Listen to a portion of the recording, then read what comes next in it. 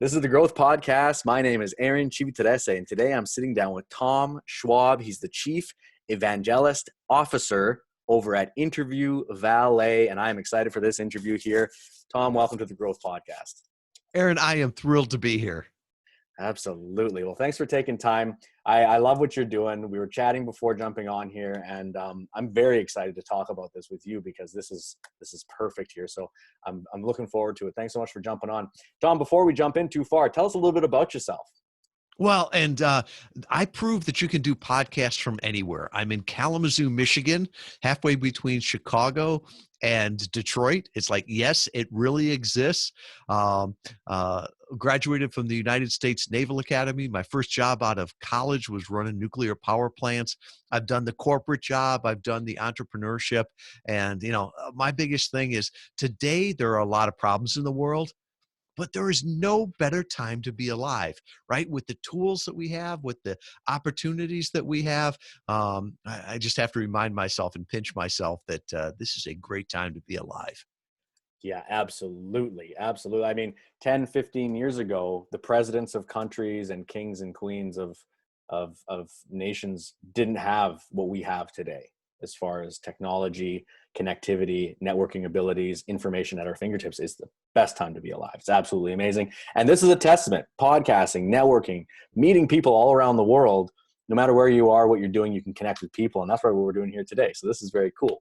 So Tom, this is right up my alley, obviously, podcasting. I talk about this all day with you, so I'm excited to pick your brains. But let's take it back a little ways. I mean, podcasting, I don't think your entrepreneurial career started with podcasting, did it? So take us back into your earlier years, sort of a little bit of background, a little bit about Tom and sort of what piqued your interest to go down that road.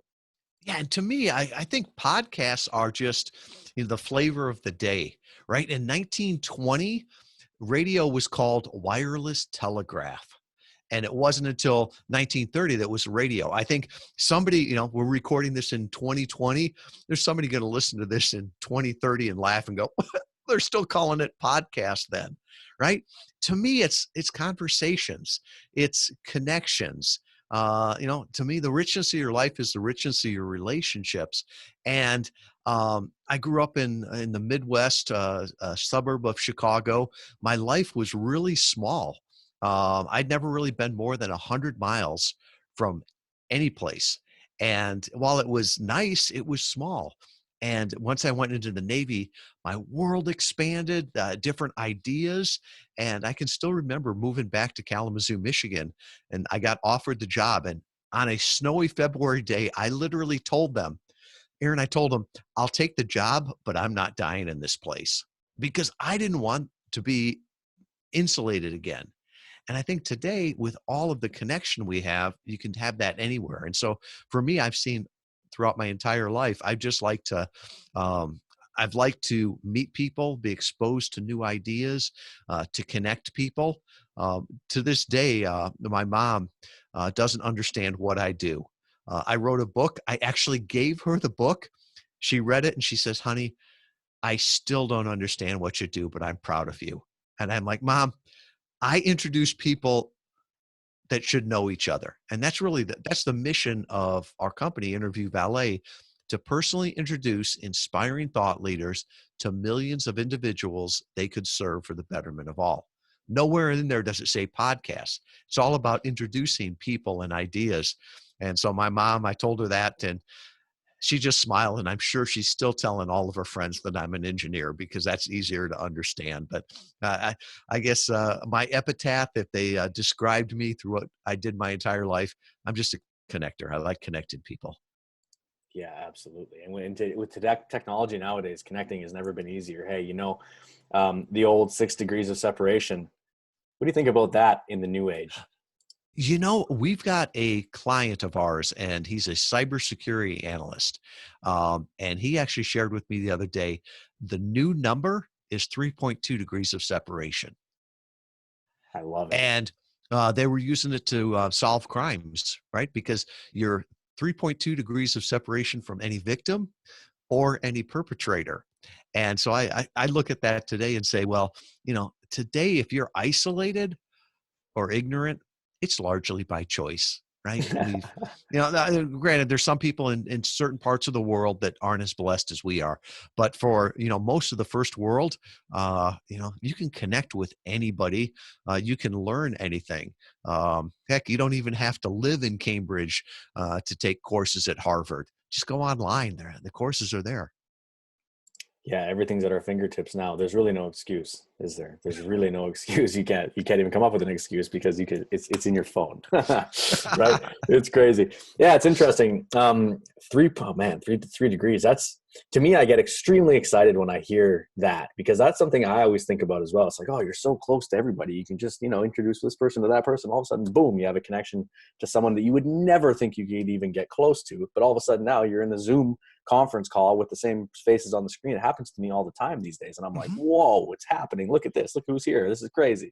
I was just chatting with my mom the other day. I'm here at my family home where I grew up visiting. And I was chatting with her about a person that I was like, look at this person here. And I was pointing at it and I explained who it was. And I said, there's no way 5-10 years ago you could be in a meeting with these people. You'd have to go to the conference room. You'd have to be in the loop. You'd have to be literally in the company, and you'd have to go to C-suite and you'd have to get in there and talk. Instead, we're all sitting around virtually having a meeting, talking about mindset and smashing limiting beliefs. And these are, multi-million-dollar CEOs and things that are just sitting at home having a conversation. I love the fact that we can do this now. I feel like the world is expanding at an exponential rate because of it. Right. And it's guys like you and companies like yourself that are just helping add fuel to that. So that's just absolutely amazing. Hey. When you think about it, everybody on that call is thinking the same thing. It's Yeah. like, what's ordinary to you is amazing to other people. And we do a lot of podcast book tours. So when somebody has a book that comes out, a new author, instead of going to every Barnes and Noble, they'll just go on a dozen or 2 dozen podcast interviews months before the book comes out. And, there've been times where I want to do a screen share and just share it with people. I'm like, this is what I did today. We did a book tour for a Hall of Fame Major League Baseball player. And I'm on a call with him and his wife, and they're at their home, right? And like, this is cool.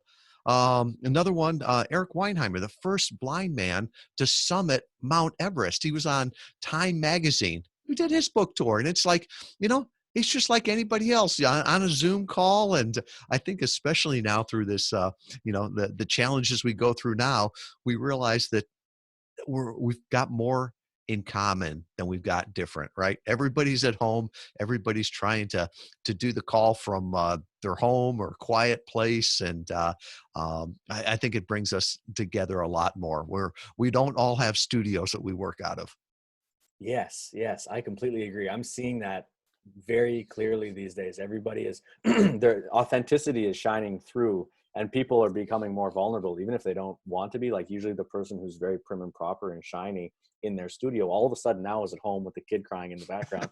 But it brings their audience closer to them because they're more relatable. Right. I feel like the people that are leveraging is a strong word to use it, but the people who are actually using this to their advantage right now are gaining leaps and bounds as far as taking market share, if you want to go down that road, because their audience is becoming more in tune with them as a person. And now in the future, when the world gets back to normal after this COVID is over, we're recording this in April 2020, when this COVID is over and business as usual starts up again, the people who were putting themselves out there being vulnerable and showing their real side, their client base and their customer base is going to be that much more attracted to them. Right. And so this is the power of podcasting, or whatever you want to call it in the future, 20-30 listeners. This is the power of communication and networking, right? This is the whole thing. It's very cool. So as you're building your business here and connecting people, Interview Valet, it's a very cool business model. I have a lot of questions around the monetization side of it and how you help people build actual businesses through it. Mm-hmm. But let's talk a little bit about yourself first, as the chief evangelical officer of this beautiful company.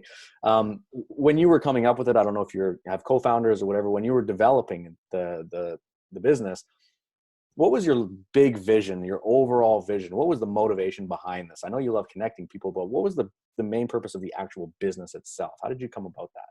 All right. Now I've got to be totally transparent here. I had just built up an e-commerce business and sold it off. And we had done it through inbound marketing, using content to attract, engage, and delight. And the hack that we used 15 years ago was guest blogging. Instead of blogging on my own site and having 3 people read it, I'll put the blog up on where other people are, tapping into other people's platforms.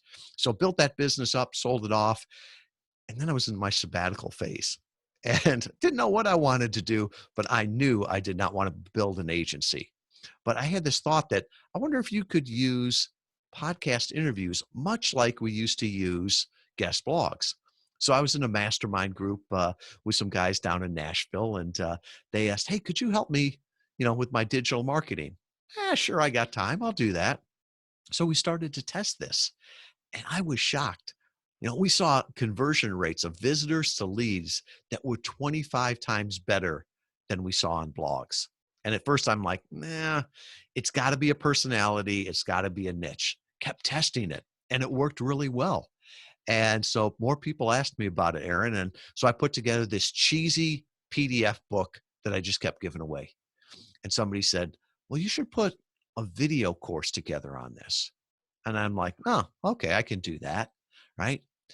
It sold well, but I never took it out of beta. After about 2 months, I just shut it down because what people told me was that, you gave me the book, you gave me the cookbook, you gave me the videos, but I don't want to be the chef.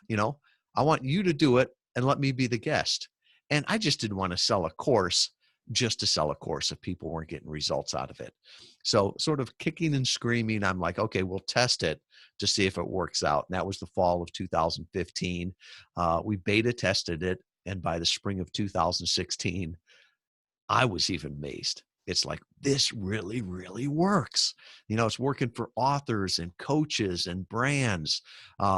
And I was just having fun with it. So we launched the business. Now we've grown to 18 team members, serving about 100 clients. And so early on, it's like raising a child. You do everything.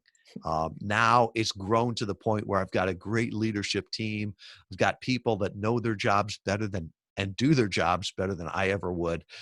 So a lot of times my role is to give them some leadership, to set the directions, and then go out there and evangelize for the company, for our customers, and for podcasting. Yeah, evangelize. I love it. Yeah, very, very cool. So you took your past experience and you kept going with what you knew best. That's an important lesson, I think, in there. Just kind of on a side note, you kind of doubled down on what you knew the market was craving, right? And what you were good at, right? I always say that I'm not the smartest person in the world. And, if you ask a business owner about their business, they've got an opinion. You can hire a consultant and they have an opinion too, but it's the customers that have the answer. And it was the customers that were telling me what they loved and what they loathed. Right. So I had this great idea in my mind what it was supposed to be. But then I found out that no, they didn't want just a video course. They just didn't want a book.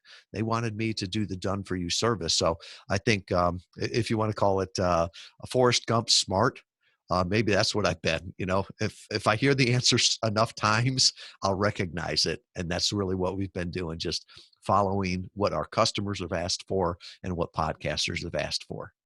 Yeah, exactly. Exactly. So, well, that begs the question, what are they asking for? What's the market looking for out there? Um, More and more interesting stories. It's not just the big name people with the talking points, but give me somebody that's interesting, somebody that's got something that's timely to talk about, but also timeless. Someone that can talk about their scars, what they've learned, not necessarily their wounds, right? Get some perspective on that. And the other thing too is that, for all of us, what's ordinary to you is amazing to others. So, help them share that of their expertise. And then both the host and the guest are saying, just make it easy, right? Staples had the best one with the easy button. Everybody just wants the easy button. So for the podcast host, they're saying, we like working with Interview Valet because you make it easy to say yes to one of our guests, right? They show up on time, prepared with professional equipment. The host gets sent beforehand a brief sheet on them, a bio, all the artwork, everything like that, so they can just have a great conversation. And even the same thing for our guests. They're like, you know, make it easy for me. Make it easy for me to get in front of the right podcast. There's a million podcasts now. Find the ones for me that make a difference. Prepare me for the interview. Only kids and clowns like surprises. None of our clients are that, right? So we prepare them for each interview so they know who the host is, who the guest is, or who the audience is, what they talk about, all their social media links. Is the video going to be on or not? We take care of all of those details so that both the host and the guest can just show up and have a great conversation. Yeah, absolutely. Absolutely. It's completely true. And also, just again, you coming into my world as the podcast host, we were discussing a bit earlier, for those of you watching the videos, it's funny not having like my own office and stuff now. I literally have little headphones going and everything, but the show must go on, as they say. And if the content is valuable, at the end of the day, authenticity wins, right? So it is what it is. That's the way I see it. But it's also very important for both sides of the coin to be professional in this manner, on time, understand who each other are and all that. And I just have to say kudos to you and your team, because our relationship from the beginning, from our email correspondence back and forth with your assistant and everything, it was extremely clear and crisp and concise, which was very nice and honestly refreshing as a podcast host to receive that sort of information up front. So I can completely resonate with what you're saying. That makes complete sense. And I can understand why your services are in such high demand, right? For sure. It's very cool. Yeah. So turning listeners into leads and customers. I mean, at the end of the day, it's not like we're always here to sell something to somebody. It's really about bringing value and everything. But at the end of the day, of course, the way you impact is by sharing your experiences with people and generally exchanging money for it, right? So Mm-hmm. let's talk a little bit about that. How do you help your clients sort of monetize their passionate podcast experience, or how does that Yeah. look?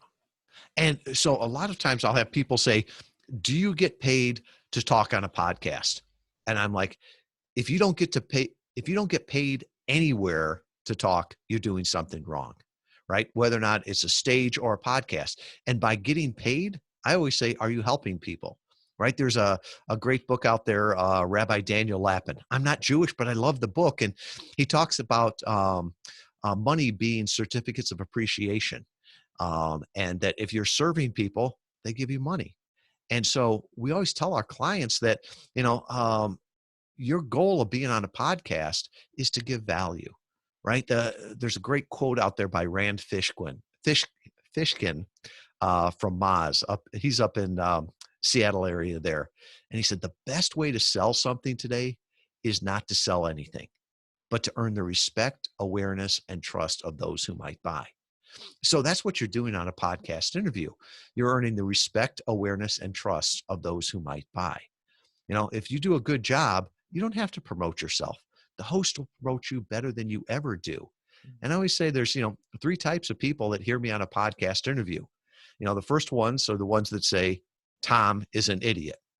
And I'm like, that's fine with me, right? If that's what they believe, God love them. I know we won't work well together, but I hope they get something out of it, right? The other ones are like, that was interesting, but I don't see how I could use podcast guesting, but maybe I could forward this on to somebody else. Fine. Really, the ones you want to talk to and not so much sell, but just talk to, have a conversation with, are those ones that have the problem, that are like the people that you work with, the ones that say, wow, that was interesting. Interview Valet works with people like me. They've had success with people like me. Tom's a little quirky, but I like him. I want to work with them. Those are the people you want to connect with. So I think that's where the monetization comes into. Exposure brings opportunity, and that opportunity can look different in so many ways. It can be sales, it can be JV partnerships, it can be the backlinks that come from podcast interviews, it can be the social media following, really depending on what's most important to the guest. Yeah, absolutely. Yeah, it's really endless, right? It's endless, and bringing the value is the key, because at the end of the day, people, they learn through stories, right? And they also want to Hmm. learn something. The key word is learn. They want to learn something, learn and entertainment. That's what they're here for, right? So, um, yeah, I love it. It's awesome.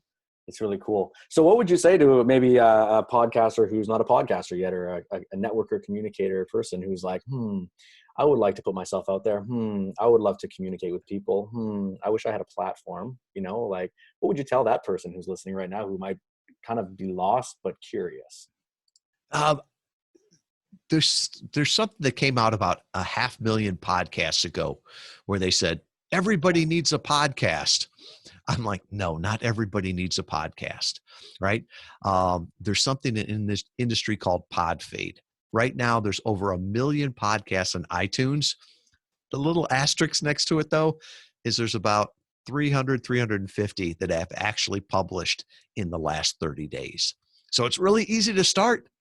It's hard to keep it going. So I would start with them and just say, why? Why do you want to do this? It's almost like, why do you want to run a marathon? You better have a good answer, because somewhere in the training, you're going to get tired and say, this is stupid.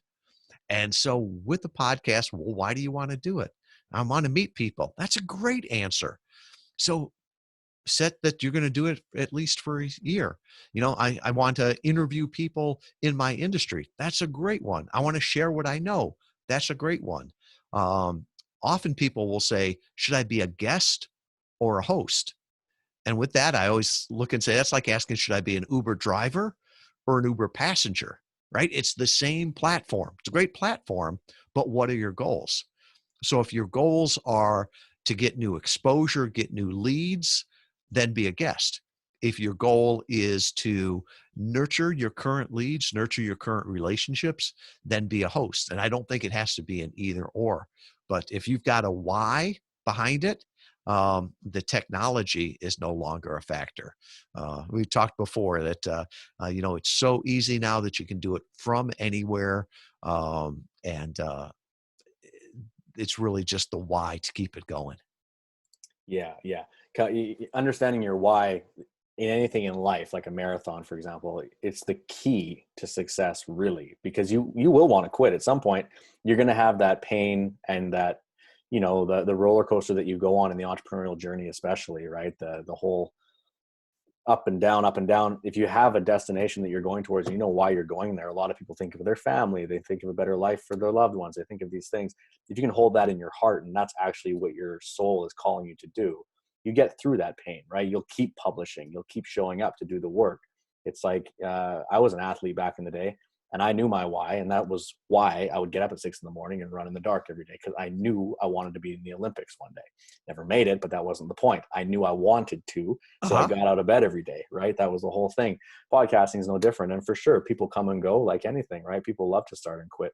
But the beauty is, with a service like yours, it's giving you the platform, and it's giving you the ability to connect on a professional level, which I think a lot of people get stuck with, right? They get hung up with, where do I get guests from? How do I connect? How can we actually show up and know what we're talking about? Like, there's a lot going on there. It's not as simple as people think. But with a service like yours, that elevates their game right away, and it puts them on a level that brings in higher level guests and connects people on a higher level, and it'll give them And, better results, which will give them longevity as to their and, their purpose, right? and faster results, and it'll be more fun, right? Yeah. When you start with a podcast, you're like, I want to be a podcaster. You don't think of all the work that goes in there, that I Mm. want to, find guests. I want to have to reach out to guests. I want to have to vet guests, all the rest of this. Whereas we just make it easy for the host to say, yeah, if Interview Valet has brought them to us, they're vetted, they've got the equipment, all of that. Or if you're coming on as a guest to get on other shows, you know, there's three types of people that hosts want on their podcasts. The first one's their friends. The second one is friends of friends. And the third one is people they want to be their friends. So we really come in sort of as that friend of friend, right? The host knows Interview Valet. They know the kind of people we work with. And so if we vouch for them, yeah, they'll give them a chance on the podcast. Yeah, I see. I got you there. Yeah, that's important. Yeah, vetting people is important for sure. Cool. So in building this business, just on an entrepreneurial side of things, you're obviously an entrepreneur. You're building business, regardless of what it is for. What kind of struggles have you come along? That a lot of the people listening, they could be building a online these days. You have a lot of affiliate marketers. You have people over here in the direct sales niche. You have people over here building agencies, right? You have people over here doing X, Y, Z. Everybody essentially is entrepreneurship is becoming sexy. Let's admit it. It's becoming Hmm. sexy. And when that happens, a lot of people jump in and they kind of drown because they don't realize, oh my God, 40 hours a week was a, a, a coast compared, like a 9 to 5, 40-hour a week job is like a coast versus 80 hours a week entrepreneurship, especially when you're starting, right?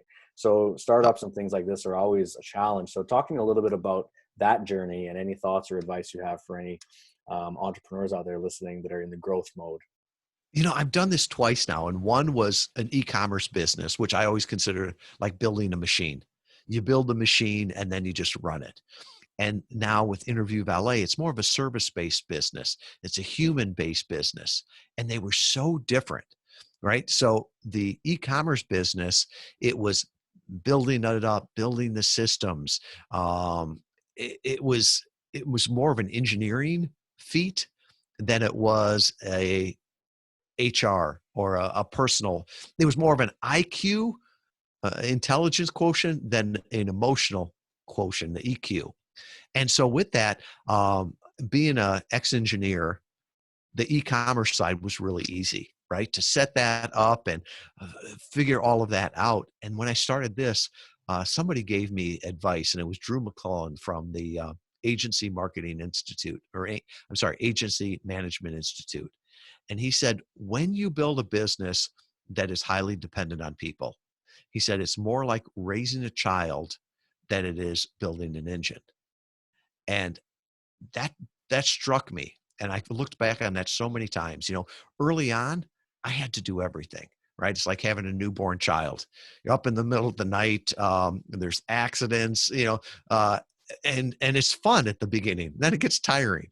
And then they start to have more independence. And just about the time you think you're making progress, you take a step back, or they fall and they hurt themselves. But you've got to let them grow. You've got to challenge them. You've got to support them.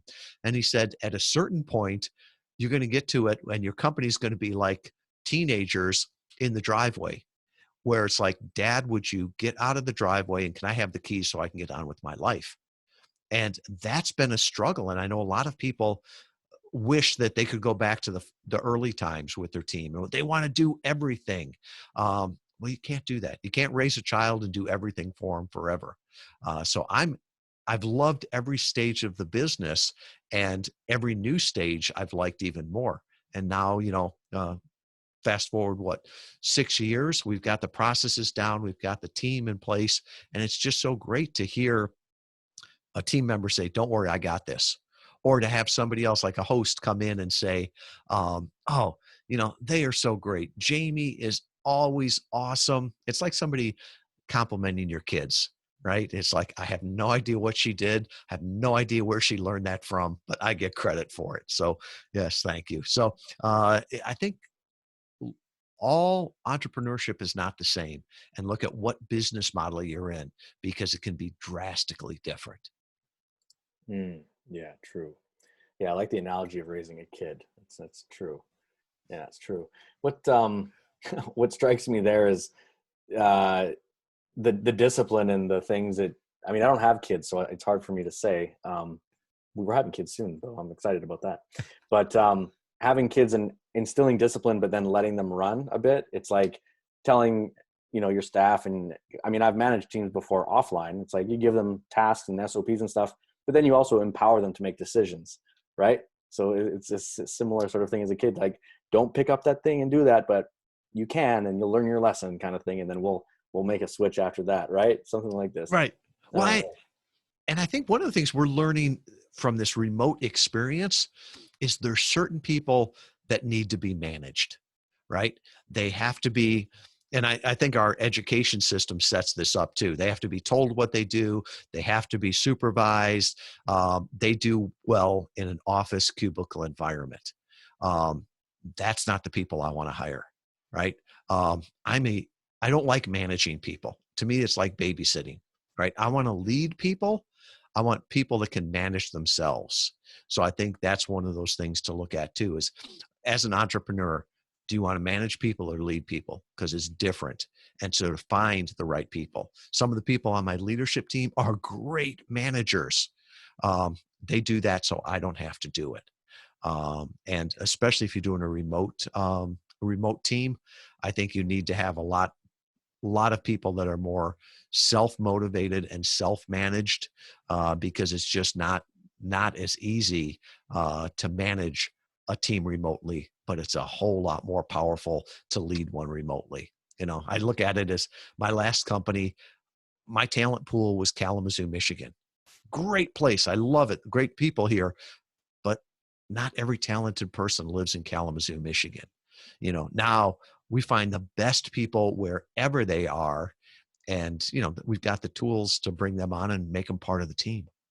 Yeah, absolutely. So I take it that your company and your business is completely remote, is it? It is remote and remote by choice. My last company was brick and mortar, and I just looked at this and thought, there's no way that I can say we're open 9 to 5 East Coast time unless it snows, right? The world doesn't operate that way, and our clients too, right? We've got clients around the world. We've also got podcasters around the world. So the idea that we're only going to be in an 8 hour or 9 hour time frame doesn't work. The other thing too is that the best people don't want to work those hours either. They want the flexibility. And I love that in our team, that work is what you do, not where you go. And I can think of a couple of years ago, I saw that one of our team members logged in on Easter Sunday and started scheduling emails to go out the next day. And I reached out to her and wished her a happy Easter. I'm like, you don't have to work today. And she's like, I want to work today, right? My kids are home from college. And right now they're over at their girlfriend's houses. My husband went to the nursing home to see his mom, right? So I've got like a 4 hour window here. And if I work now, that means I can take some time off during the week. And I'm like, that's great. So I think that gives a whole lot of flexibility. And once again, like I said, there's a lot of problems in the world, but there's no better time to be alive. Yeah, absolutely. That's awesome. I love it. I love that line. Work is not where you go, it's what you do. Is that what you said? Work is what you do, not where you go. Oh, You think about that. that's good. And That's I, good. I live in southwestern Michigan. It's very agricultural and factory. And people always ask, where do you work at? Well, first of all, don't end sentences with a preposition. Now, that's one thing. But the other one is like, what do you mean, where do I work at? I think a better question is, what do you do? How do you serve people? How do you help them? How do you help them so much that they want to give you money? That's a more interesting question than what building do you go um, to show up and make a paycheck? Yes, absolutely. Absolutely. And when you're looking at from that frame, it's a frame of service and impact rather than I'm just here to do my job and then you give me a reward for my job like a robot, right? Yeah, Yeah. very cool. I love it. That's awesome. I can only imagine how your team responds to your pep talks on Slack or however you communicate. I assume it's quite entertaining. We try to do that, and it's so important for culture, right? To bring people together. So we do. We've got a private Facebook group where we chat in there. We do Zoom calls every couple of weeks. All the separate teams do a Zoom call each week, and what was it? I was at one of our. We go to a lot of physical meetings. Well, at least we used to, and we'd bring team members there.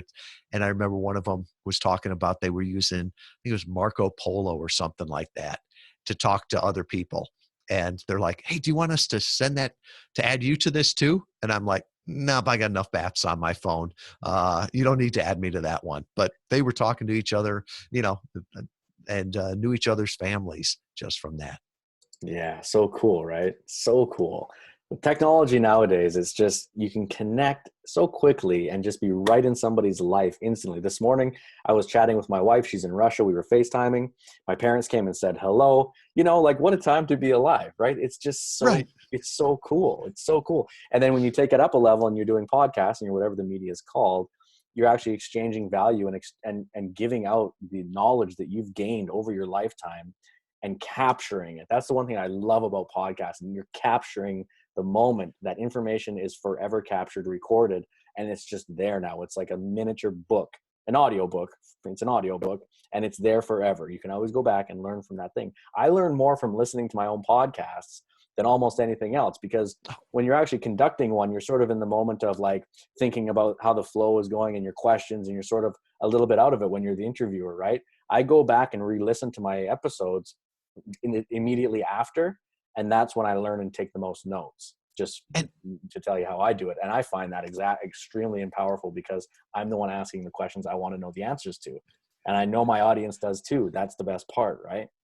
and we all learn differently. So I'm an audible learner, right? I do much better showing up for class every day and listening to it, or going to the we used to call them in the Navy gouge sessions the night before the test, than I would sitting there reading through the book. It's just how I learn. And some people are audible learners, so they'll listen to the book, right? I feel like I'm lying sometimes when I tell people, yeah, I listen, or I read about 1 to 2 books a week. I can't tell you the last time I read a physical book. Most of the time I'm listening to them at 2x speed as I'm running at half x speed, but that's how I learn. And the same way you could take a podcast interview, transcribe it, and make a blog out of it. Somebody asked me one time, well, if 51% of the US population listens to podcasts now, when do you think it's going to be 100%? And I'm like, I don't know that radio or television ever got to 100%, right? 10% of the US population is hearing impaired. I don't care how good my interview is, people that are hearing impaired are not going to listen to it, but they might read the transcript. And today we can create in the medium that's easiest for us, and then repurpose in the medium that's easiest for the person. Yes, absolutely. So let's talk about that for a moment then. Repurposing, right? Someone's out there, they're creating interviews, they're doing blogs, they're doing podcasts, they have all this stuff going on. Repurposing. So what do you recommend for people as far as repurposing goes? What do you advise podcasters to do? Because the people, you hear guys like Gary Vee, for example, he says, put as much content everywhere as you possibly can. And then I hear somebody else say, focus on what you're good at and just get very good at that one thing. And those are two drastically different opinions. What's your opinion? My opinion is, make sure you're making the most use of the content you have. Um, Content's a great thing, but if you're just writing it down on Post-it notes and putting it all over your office, it's not helping anybody. And I think a lot of times uh, that's what we'll do. And I was guilty of it. I've been on over 1,200 podcast interviews. To me, the fun part is getting on the interview. Let's talk, let's answer it, all the rest of that. But then, are you promoting it once it goes live? Are you promoting it on all other social media? Are you getting those transcripts? And you don't have to do it yourself, but get a transcript, have somebody else clean it up. We speak at about 150 words a minute. So if you think about that, every 4 minutes is a blog. How many blogs could we write out of just our transcripts? Or some people want to see the words, or they want to see the video. How easy is it to do that? So to me, it's like, create in the way that's easiest for you, and then repurpose in the way that's easiest for your customers. So, and today, once again, all it really takes is not a whole lot of time. You can throw a little bit of money at it and get, an AI transcription done. You can get somebody overseas to make even me sound like English is my first language, and to clean it up. There's so many different ways you can do it. So I think often people are so focused on content, more, but they're not using what they have right now. So I'd say come up with a system to make sure that you get the most out of what you have, then ramp it up.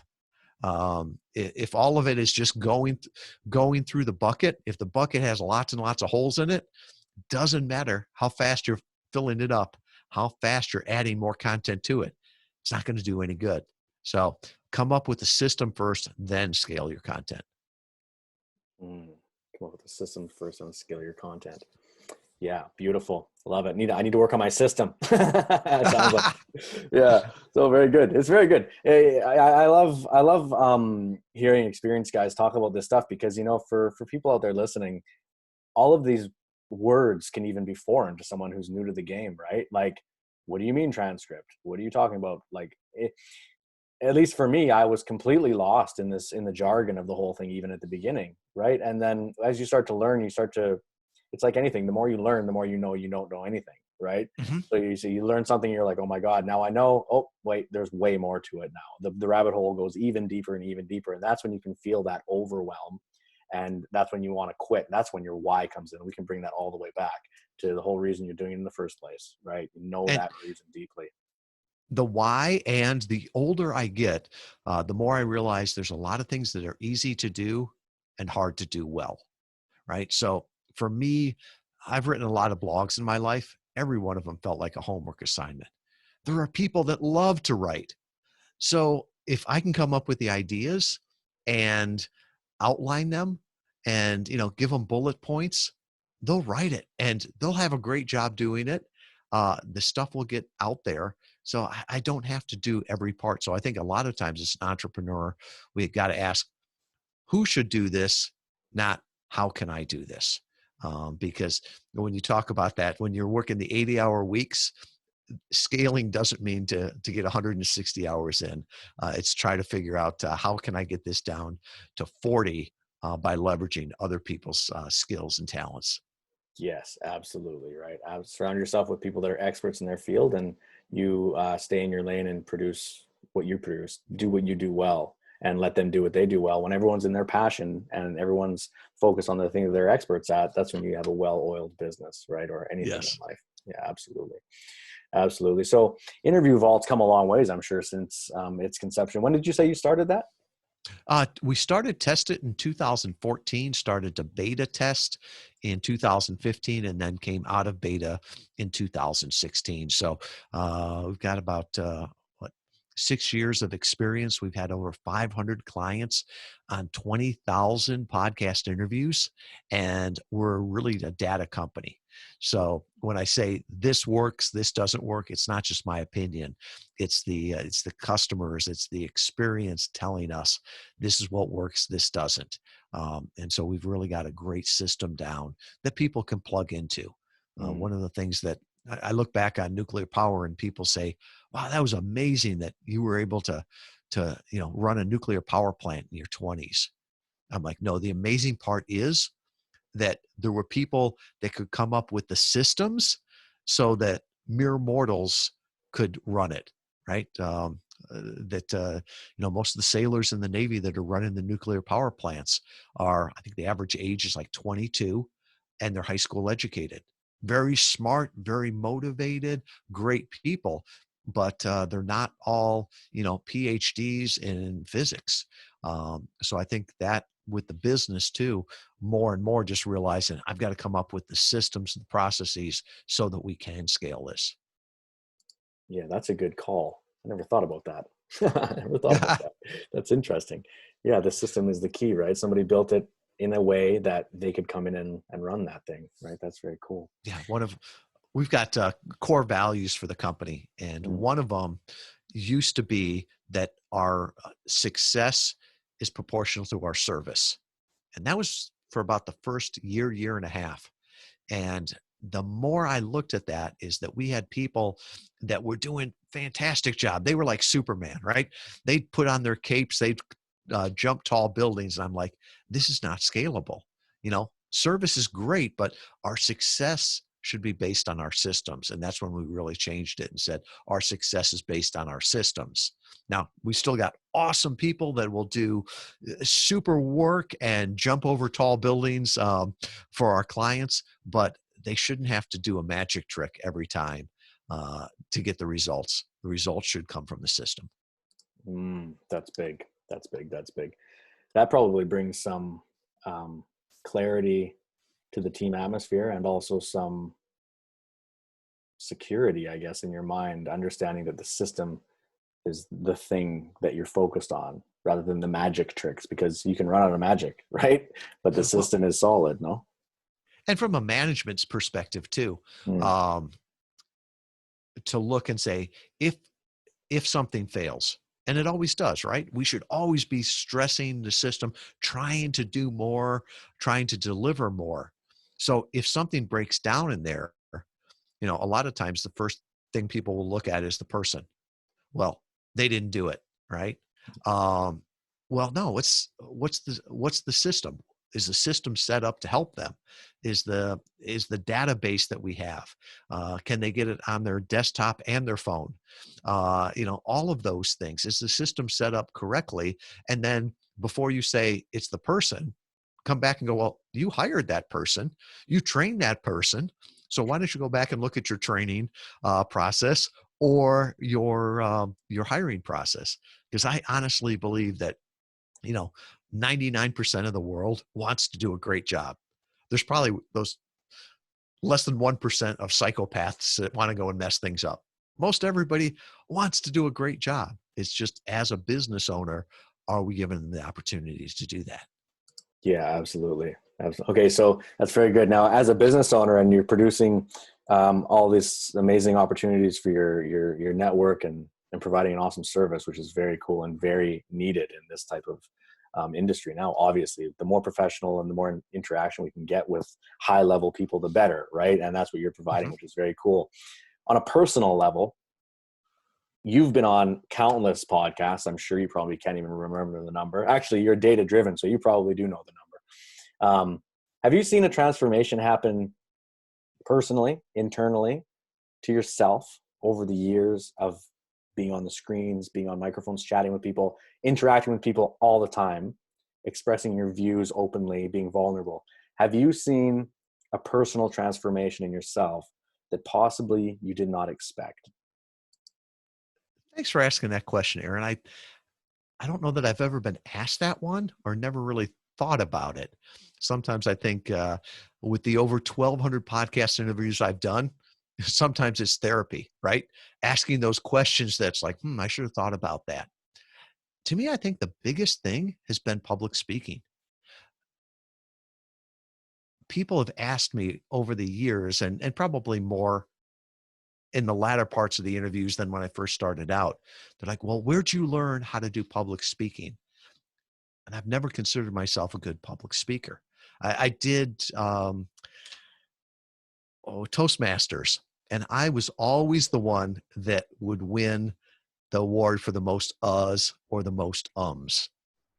So technically, I'm not probably a great communicator, but I think the more you talk, the more you interview, the more you interact with people, the easier it is to tell stories. And so I think with that, I've become a better communicator.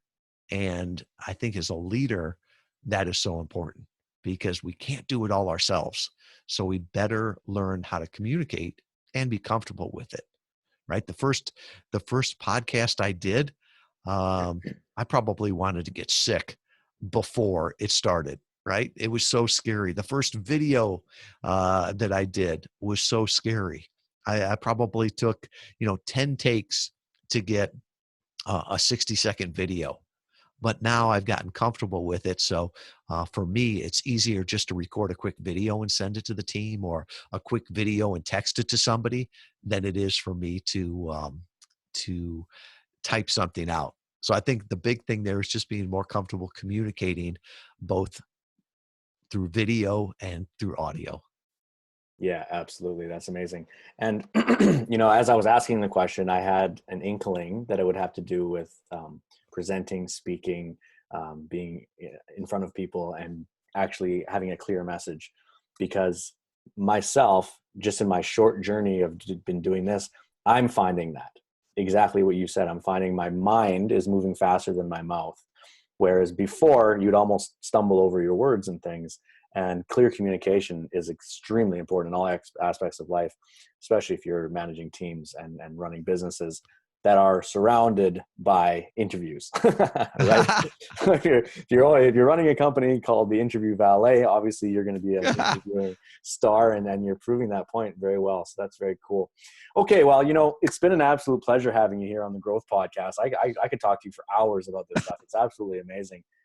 I thank you so much for coming on and dropping so much value for our listeners, especially the ones that are, considering podcasting or broadcasting in any fashion or putting out content. Maybe they're shy about it, or maybe they're not sure the steps to take. And then again, for the other people that are listening that have shows, that are looking for quality guests, or that are guests, have books, have coaching programs that need to get out there, that people need to see these things, and they're doing a disservice by not reaching as many people as they possibly can. I'm just happy that there's guys like you and your company that can help bridge that gap and connect people the way that they deserve to be connected, so that they can all get the impact from each other. So thank you so much for being here and bringing your awesome energy, Tom. It's been a blast. Well, thank you, Aaron. And I would say that anybody that says doing a podcast is easy has either never done it or never done it well. Only the great ones make it look easy. So here's my pitch. If you enjoy Aaron's podcast, if you enjoy all the content that he brings, take a few minutes, leave the rating and review. And if there's anything that I can do for you, you don't have to figure out what Tom Schwab in Kalamazoo, Michigan I am. You can just go to interviewvalet.com/growth podcast. And I'll put all my social media there. We mentioned the book. I sell a lot of the copies of the book. I give more away. If you want a free copy, I'll mail you one there. There's a assessment. Will podcast interview marketing work for me? And, if you want to talk and see how that we could help you, either with guests or as a host, I'll put my calendar link there too. So just go to interviewvalet.com/growth podcast. Absolutely. Wonderful. Thanks again for being here, Tom. I appreciate your time. Thank you, Aaron.